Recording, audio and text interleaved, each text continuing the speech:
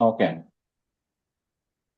So ito po yung second part ng ating pag-uusapan ngayong gabi na yung nga po ako po ay masayang-masaya dahil nga po sa dami ng mga incentives o mga kitaan na binibigay sa atin ng Stratify, ang kulang na lang talaga ay maranasan nyo rin. Pag-aralan nyo kasi yung system, nandiyan na po, kompleto na po yung tools.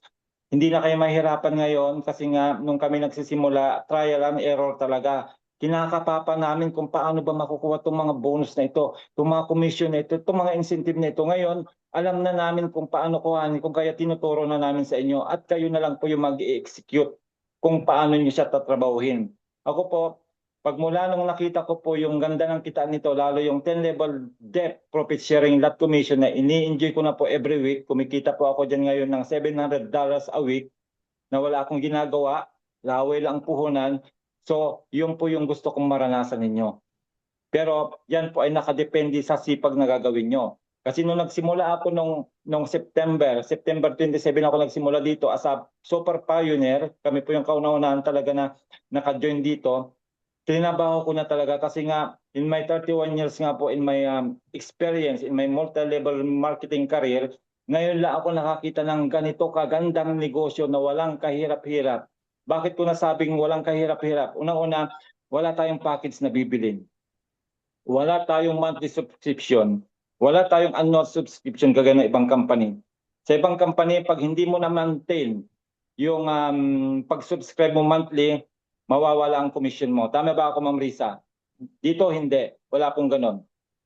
At ang napakagandang ginawa niya, as low as $10 o 610 o 20 pesos, pwede nang mabago ang buhay mo. Bakit ko nasabi na pwedeng mabago ang buhay mo? Yung grand upline natin, lagi ko po itong hinahalin tulad si Ma'am Janet Torres. Yan po yung pinaka-grand upline natin. Yan po yung 01 natin sa Filipino community. As in $10 lang talaga ang dinagay niya. $10 nung October. Hindi ko alam kung kanino siya nagpaturo. Hindi pa nga niya maalam. Baka sila Sir Raj ang naglagay sa kanya ng $10 para lang makaposisyon siya. Sa $10 na po yan, sa ngayon ay hindi po nababa ng $10,000 a month ang kinikita niya. Hindi na po siya nagdagdag sa $10.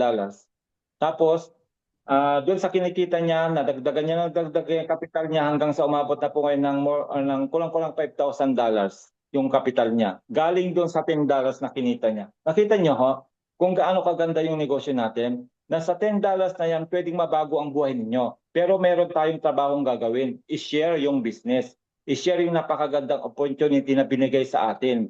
Ano? Ito na po yung pinakamadali. Sasabihin ko na sa inyo. Kasi nagnegosyo rin ako ng traditional business sa Pilipinas. Hindi ako kumita. Bakit? Unang-una, nagpatayo po ako ng Sosilog o yung mini fast food sa bayan namin. Uupa ako. Bibili ako ng mga materyales. Papasweldon ko ang mga tao, mga ano ko. At the end of the month, break even, minsan kulang pa. Nakita nyo? Samantalang ito, wala kang babayarang pwesto, wala kang babayarang mga tauhan na siyempre magtatrabaho sa iyo. 'Di ba? Wala nang kahirap-hirap mga kapatid. Cellphone lang ang dala mo. Yan lang ang katrabaho mo, yung cellphone mo, pwede ka lang yumaman dito na nararanasan na ng marami po sa amin. Kaya nga ini-insist namin na huwag kayong patumpik-tumpik. Ano niyo na, yung ibigay niyo na yung best niyo. Magninegosyo rin lang kayo, gawin niyo na ngayon yung best ninyo para maranasan niyo magkaroon din kayo ng financial freedom as early as possible na hindi na kayo magtatrabaho hanggang sa umabot pa kayo ng 60 years old. Na ang dami po dito sa Italia, alam niyo dito sa Italia, naabot na yung pension age nila. Okay, nag-pension na sila.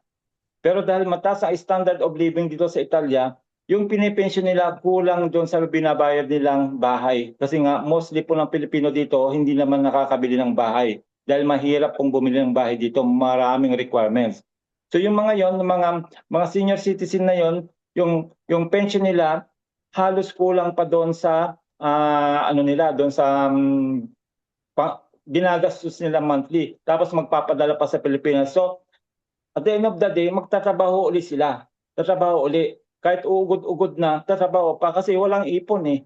Walang naipon. Kasi nga, yun nga, nung kalakasan pa niya, padala dito, padala doon, bili dito, bili doon. Nakita nyo, yun po yung ayaw sana namin mangyari sa mga OFW. Na kaya kung may ganitong opportunity na makapag-ipon tayo habang malakas pa tayo na nagtatrabaho dito sa abroad, gawin na natin. Huwag na po nating palampasin yung ganitong opportunity. Minsan lang po dumating yung ganitong opportunity, sinasabi ko sa inyo. Dahil nga, ang tagal-tagal ko nang naghahanap talaga ng ganitong opportunity kasi gusto ko rin na makapag-retiro ng mas maaga. Which is, unti-unti ko nang nararanasan. Ngayon kasi nagbabawas na po ako ng trabaho. Nag-resign na po ako sa panggabi kong trabaho kasi dito sa Italia, basta masipag ka at kaya ng katawan mo, kahit ilang trabaho pwede mong gawin. 4 po ang trabaho ko. 4. Yung isa, tinanggal ko na yung panggabi. Kasi minsan, bakit ko tinanggal? Kasi minsan ay meron kaming dinner na pamilya, hindi ako makasama sa kanila. Kasi ang trabaho ko, ito 9:30 ng gabi. Kaya wala akong time. Kasi nga, siyempre, mahirap magpaalam doon sa lalo't ako lang nandoon nagtatrabaho sa panggabing yon. So yun po yung inalisan ko na. At ngayon, nakita nyo kahapon kasama ko ang pamilya ko, nandun kami sa mall, namamasyal, nagsha-shopping, kumakain. Di ba? Ang sarap ng pakiramdam pag nakakasama mong pamilya mo. Kaya nga, through Tag Market talagang ako'y masayang masaya. Kasi yung pinapangarap ko dati na magkaroon ng time and financial freedom, nararanasan ko na. Kasi trinabaho ko. 6 na buwan, trinabaho ko yan. At hindi lang po yon, naranasan namin nga makapunta sa Dubai. All expense paid po yan. Nung unang na-risk ko po ang 2% CPE nung May, yung po yung binigyan kami ng chance na makapunta ng Dubai na walang bayad. Bayad po lahat ng company. Tapos, na-straight ko po yun, na pagtuloy-tuloy ko po yun ng 3 consecutive month. Nakuha ko po ngayong July yung pangatlo. At another na naman pong binigay sa akin na blessing ni Lord. Tignan niyo po ito. Nakita niyo po ito. Travel voucher 2,000. 2,000 either travel voucher yung kukunin mo or USDT pipirahin mo siya. At nakita niyo po yung nakalagay sa akin, achieve. Na-achieve ko po nitong month na ito. Kaya pagtingin ko kaninang umaga, ayan nakita niyo po, redemption request pending, darating na po yan sa akin. Parating na po yan, your reward is on its way. Di ba nakita niyo? Ang daming blessing mga kapatid, ang daming reward dito. Sisipagan lang natin. Ayan congratulations incentive ready for redemption. Travel voucher worth $2,000 or USDT.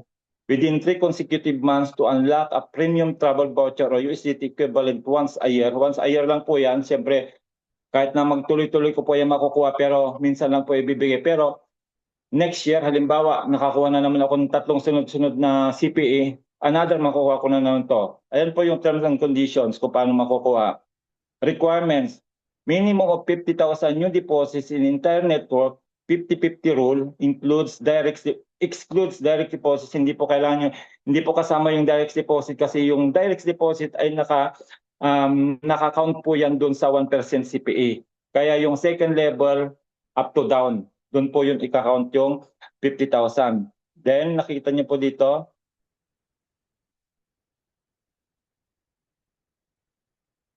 kita niyo? 3/3, 100%. Nakuha ko po, completed requirement. Di ba ang saya, di ba? Ang saya talaga, talagang naranasan namin makapag-travel ng Dubai na libre na lahat through this CPE na nakuha ko. Tapos may bibigyan ka pa ng bonus na another $2,000. Ma'am Risa, ano masasabi mo? Di ba? Yes. Pamulo. Kaya have a wonderful August mga kapatid. Ito na yung right time para gawin natin ng tama yung business. It's the right time para mag-concentrate tayo dito para may pagkakataon din na marating nyo kung ano po yung narating namin na mga nauna. Hindi pa po huli ang lahat. Pero ang masasabi ko lang po, para marating niyo po ito, dapat focus kayo. Kasi kung marami tayong mga ginagawa, marami tayong platform na sinasalihan, hindi po kayo makakapag-focus. Ako kasi, pag nakita ko po na maganda yung binibigay sa akin ng company, loyal po ako. Hindi po ako sumasali sa iba kahit na ino-offeran nila ako ng libre. Yun po yung sikreto ko.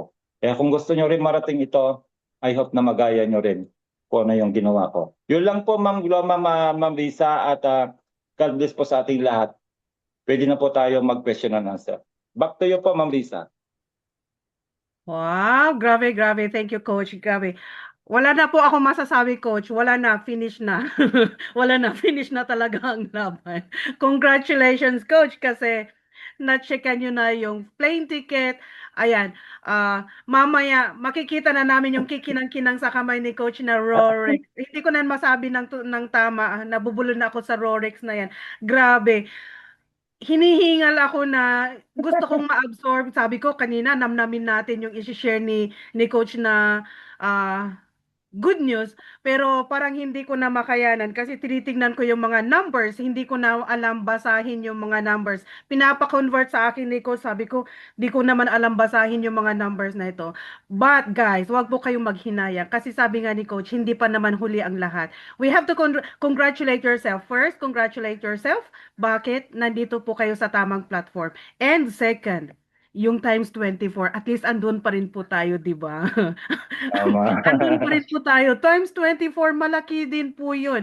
So, tuloy-tuloy pa din. And next move, yung sabi nga ni coach na yung coach natin, gaano ka open mind kayo? How open-minded you are to accept this one. Paano nyo itrabaho? Kaya nga sabi ni coach kanina, focus. Okay, focus tayo guys. Paano nga po yung focus natin?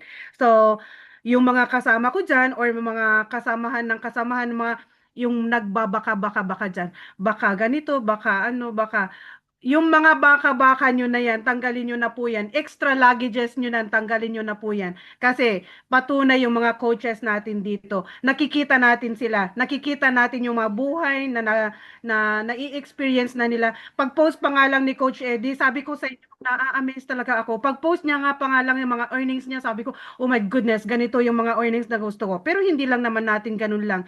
You have to work it out.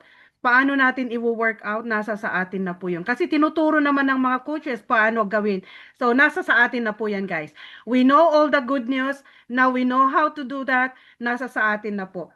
Tayo na lang po yung mag-execute kung paano natin gagawin ito. Yung mga baka-baka mo, guys, mga friends ko dito na medyo na ano pa dyan, make it your mind. Make up your mind. 'Di ba? Oy. Sige, guys.